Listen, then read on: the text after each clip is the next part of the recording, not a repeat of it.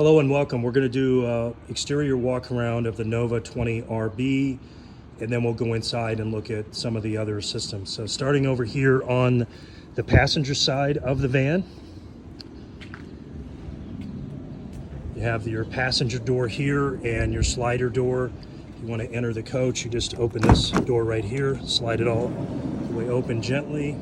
It should lock into place.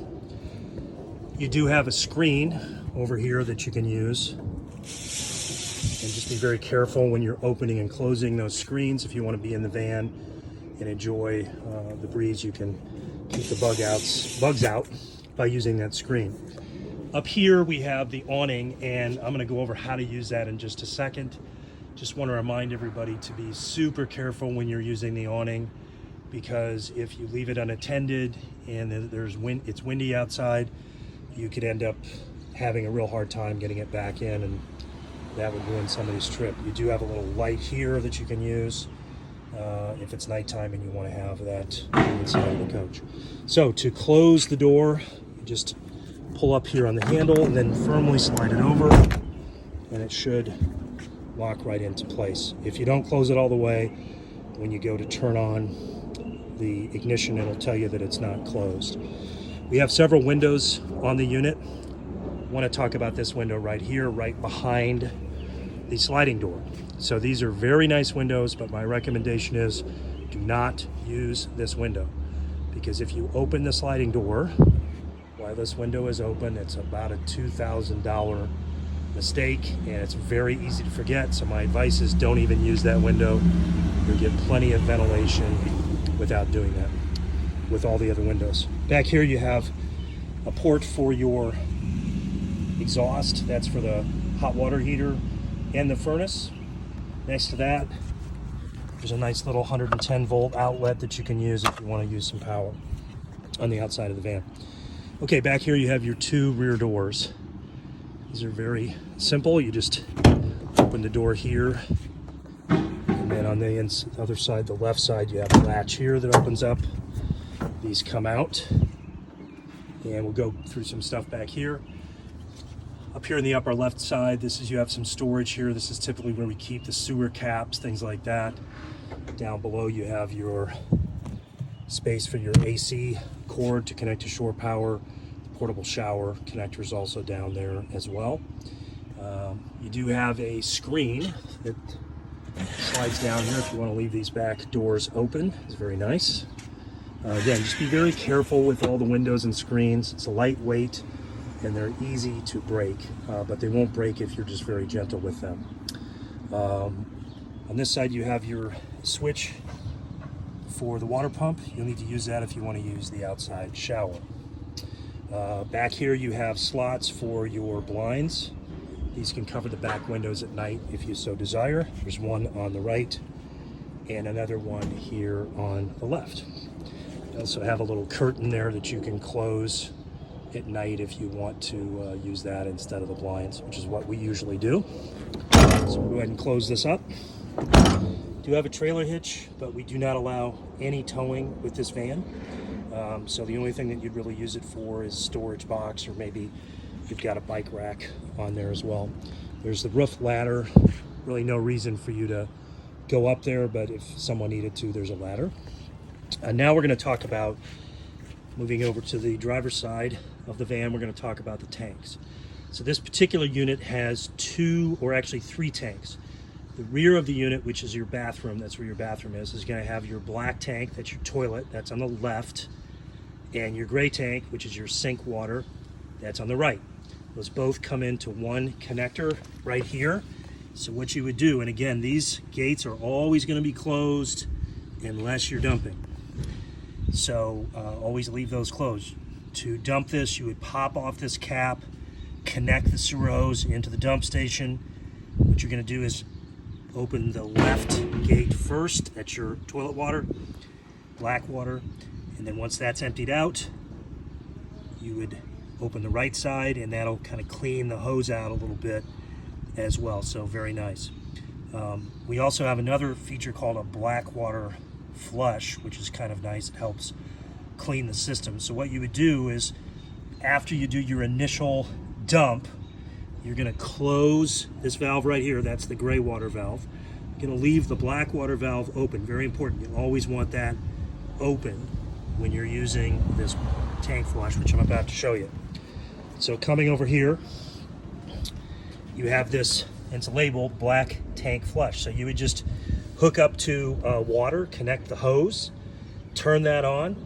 And again, while you've got your hoses already still connected over here in the rear, that's going to flush everything out for you and get that tank nice and clean. So let it run for about 5 minutes, then turn the water off, disconnect your hose, just pop this little cap in right here, and then you can close the other gate right here, take off your dump hose, and you're good to go. By the way, your dump hose is stored right here. So that cap just pops off, and that's where your dump hose will slide in and out of when you're using it. When you're done with it, you just put it back in there and close that back up. Over here is your second dump. This is gray water. This is the sink water. And again, same principle, always leave it closed until you dump. Hook all your hose up, open the gate up, and flush everything out. So it works really good. A couple other things to note here. This is your smart plug, and so unit is supplied with a special plug for 30 amp service. You would plug that into the camping connector first, and then lastly it would just connect in here and it locks in. There's a little blue light that tells you that it's working. Pretty simple. It's designed for 30 amp service, and almost every campground that has electricity is going to have 30 amp service, so you're good to go there.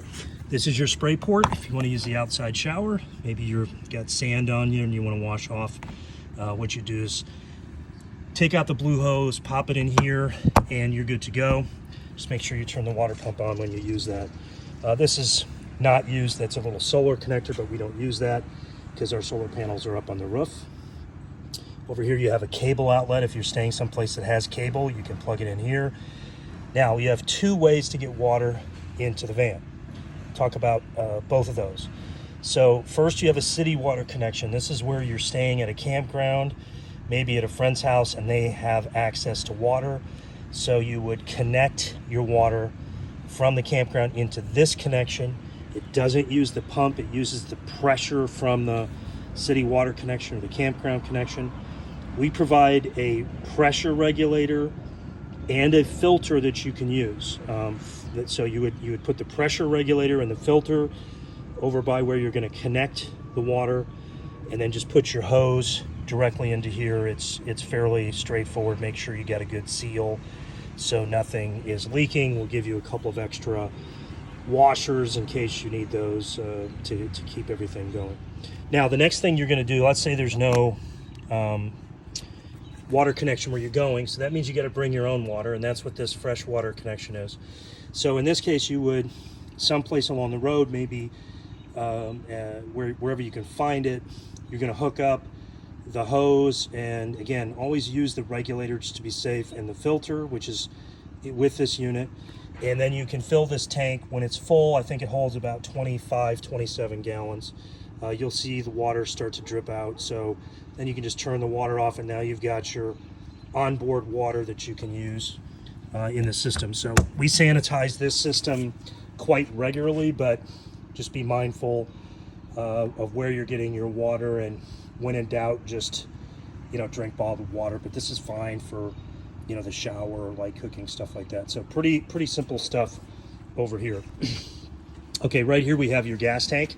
This is right next to the driver's door. That just opens up. It's a standard gas tank. This particular unit holds 24 gallons.